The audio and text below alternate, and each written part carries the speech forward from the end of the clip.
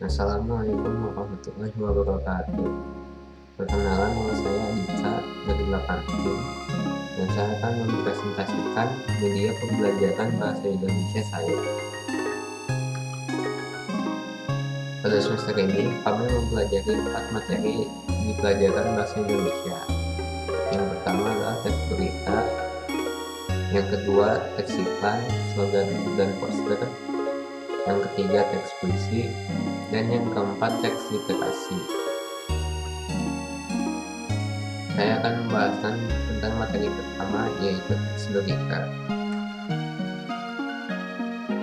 Teks berita adalah cerita atau kejadian yang masih hangat atau baru terjadi. Berita juga memiliki 6 unsur yang bisa dipanggil aditsimba, yaitu apa, yang menanyakan hal yang dibicarakan, di mana, yang menanyakan tempat terjadinya, kapan, menanyakan waktu terjadinya, siapa, menanyakan orang yang dibicarakan, mengapa, menanyakan alasannya, dan bagaimana, yang menanyakan cara atau prosesnya. Struktur berita itu ada 4, yaitu judul, kepala, tubuh, dan ekor. Judul adalah judul beritanya. Kepala berisi unsur-unsur berita, namun tidak secara lengkap.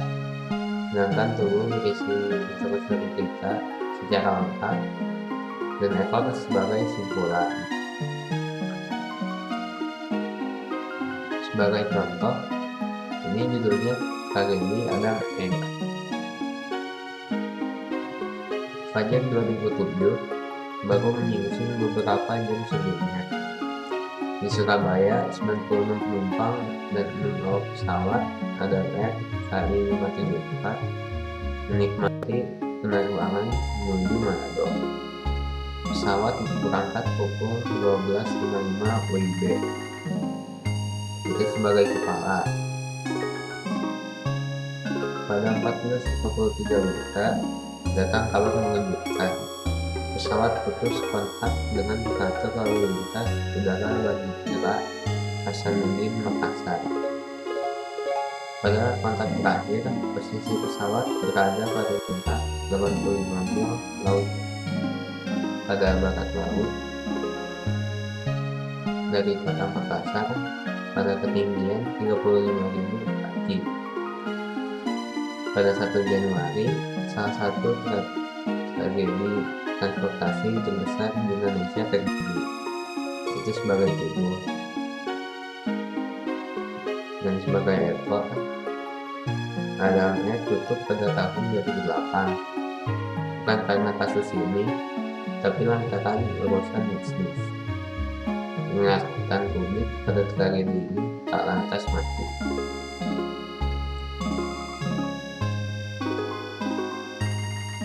Berita memiliki jenis media yang berbeda, bisa lewat televisi, koran, majalah, radio, dan internet. Ada 3 hal yang harus kita perhatikan ketika menerima berita. Yang pertama, periksa faktanya, mungkin fakta tersebut tidak benar. Yang kedua, periksa judulnya, karena judulnya bisa menyisakan isi beritanya. Dan ketiga, cek alamat situs web agar sumber berita tersebut benar.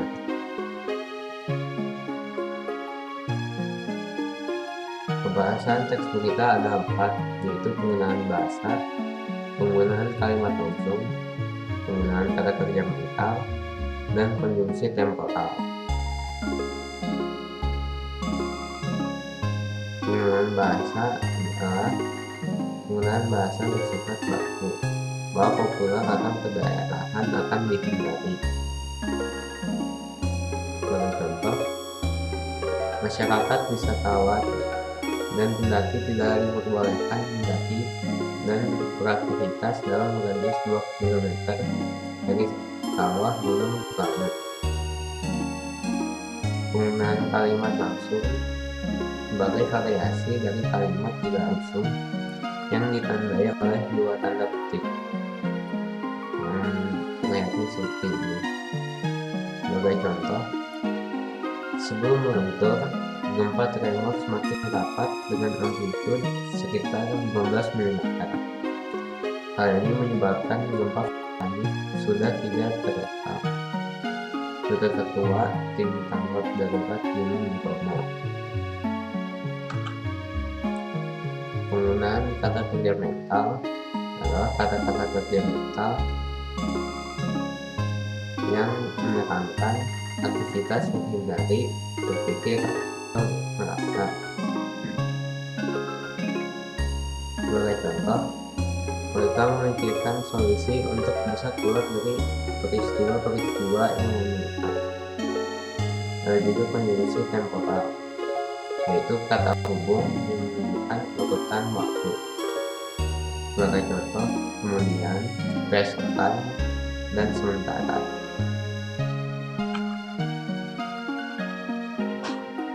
Ada 3 langkah untuk menyimpulkan berita. Yang pertama, menyimak berita tersebut. Yang kedua, mencatat pokok-pokoknya, yaitu adik simbol. Dan ketiga, menyampaikan kembali secara lengkap dan ringkas berdasarkan adik simbol berita. Sekarang saya akan membahaskan materi kedua, yaitu teks iklan, slogan, dan poster.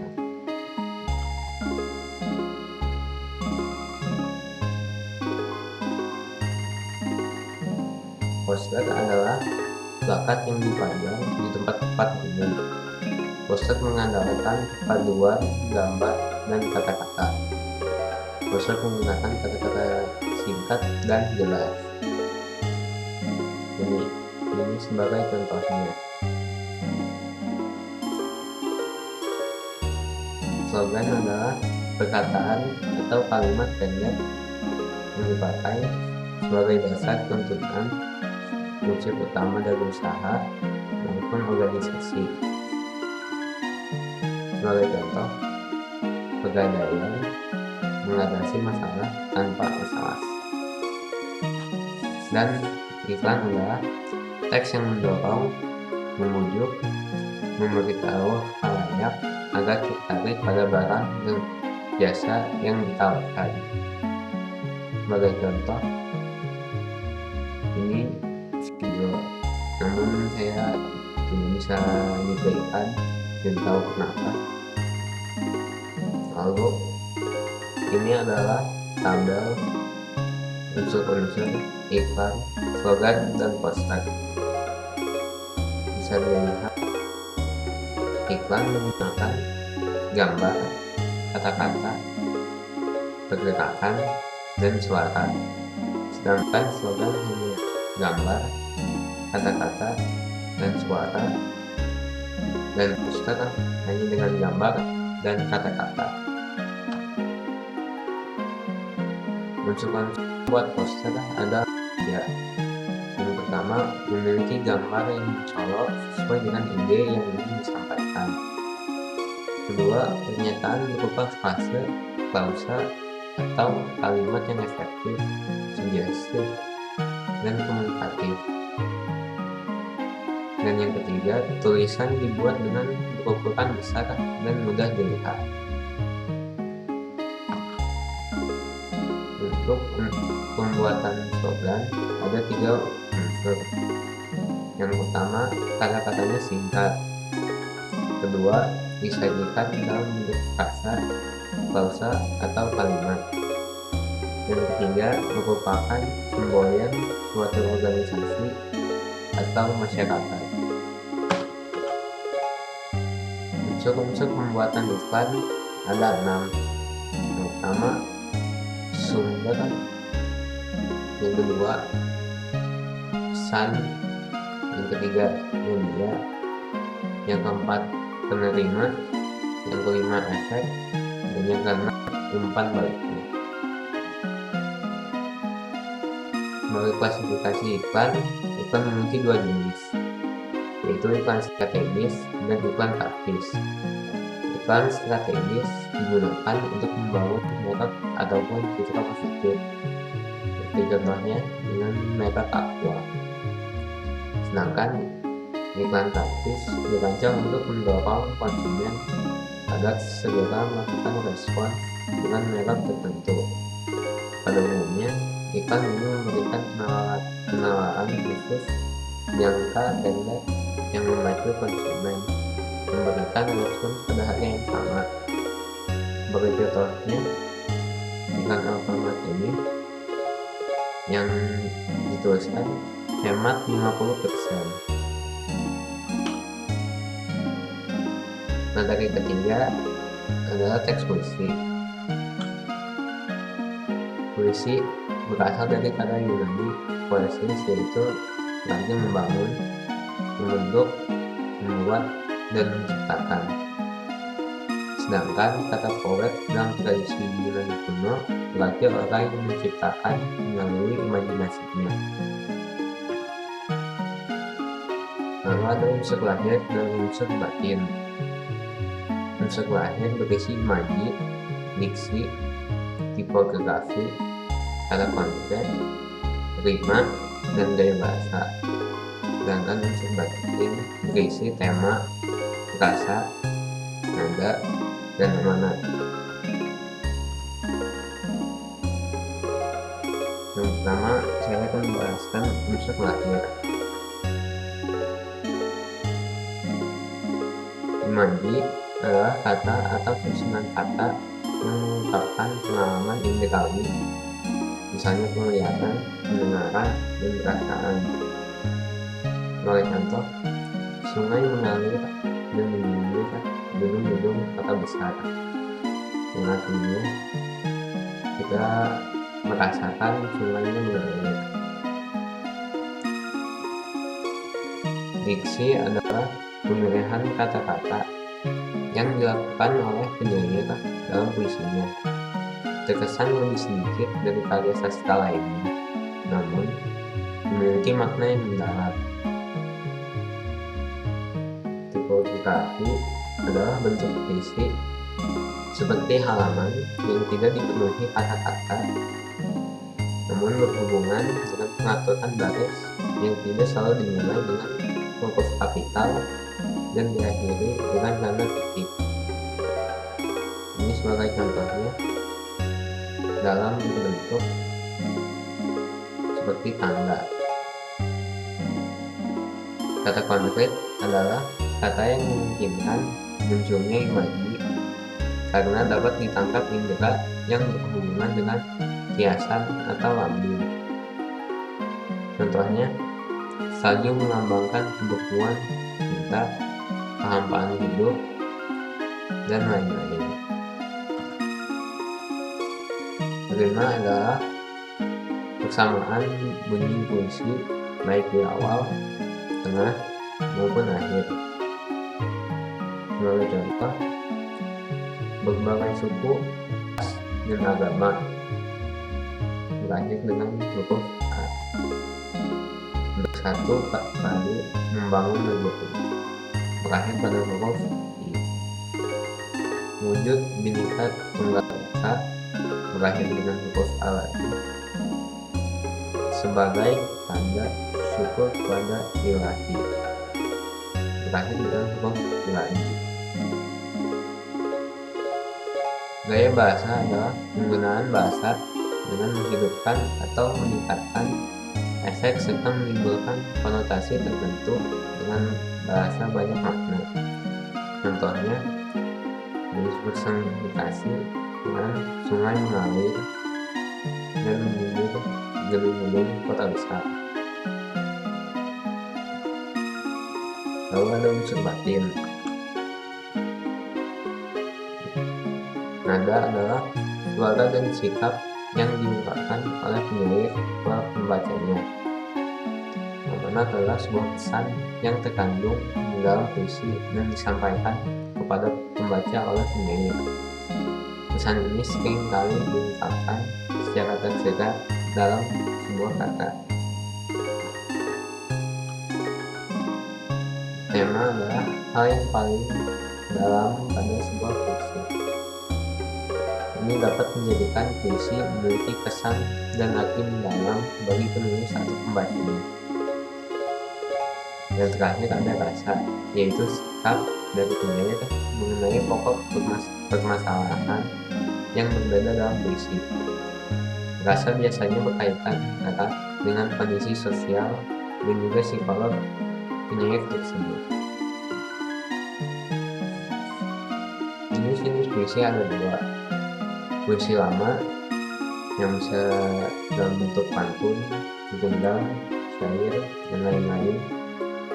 Dan juga ada puisi modern, yaitu puisi yang kita sering lihat. Ini contohnya dalam Rekaman Jiwa. Aku menangis mengingatmu. Dalam pilunya hati, aku bersujud kepadamu. Dalam menatap tangisku, aku berserah kepadamu. Memenuhi semua dosa dan hilang, takutku dan sesalku. Merangkai doa selalu kupanjatkan, ya Tuhan, ampunilah dosaku, ampunilah doaku. Ada juga hal yang penting dalam membaca puisi, yaitu pelafalan, intonasi, lancaran dan tepatan, tempo, mimik dan gestur, volume suara, dan sikap. Yang terakhir adalah materi teks literasi. Buku memiliki dua jenis, yaitu non-fiksi dan fiksi. Non-fiksi adalah menyajikan kejadian sebenarnya berdasarkan pendapat atau ulasan sang penulis. Contoh-contohnya buku pelajaran, ensiklopedia, dokumenter, esai, jurnal, biografi, atau laporan ilmiah. Sedangkan fiksi adalah menggunakan imajinasi sebagai sumber pengembangan ide atau gagasan. Jenis-jenis buku fiksi ada buku cerita anak, dongeng, novel, fabel, cerita pendek, ataupun komik. Namun ada glosaria, indeks, dan sinopsis. Dan saya akan menceritakan perbedaan glosarium dan indeks serta perbedaan sinopsis dan indeks. Glosarium terdiri dari kata-kata sulit yang digunakan dalam setiap hari, bab atau pelajaran dan disertai dengan artinya. Sedangkan indeks adalah daftar kata atau istilah penting yang terdapat pada bagian akhir buku, disusun berdasarkan abjad yang memberikan informasi mengenai halaman tempat kata atau istilah itu ditemukan. Sedangkan sinopsis adalah ringkasan isi naskah cerita yang menggambarkan isi dari suatu film, buku, atau pementasan dari awal hingga akhir.